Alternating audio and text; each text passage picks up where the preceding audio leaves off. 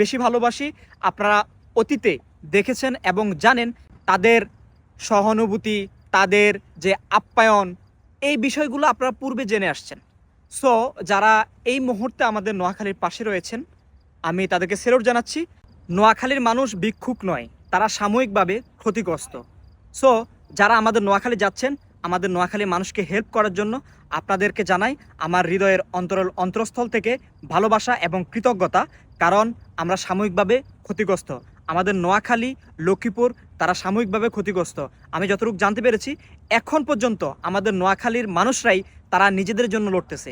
তো আমি এখন যতটুকু জানতে পারছি আমাদের নোয়াখালী এবং লক্ষ্মীপুরের অবস্থা বর্তমানে খুবই খারাপ। আপনারা আমাদের নোয়াখালী মানুষের পাশে থাকেন, আমাদের নোয়াখালী মানুষকে হেল্প করেন। কারণ সেখানে আমার মা, আমার বাবা, আমার আত্মীয় স্বজন, আমরা হাজারো প্রবাসীর আত্মীয় স্বজন সেখানে রয়েছে। তাই আমি অনুরোধ করি আপনারা যান।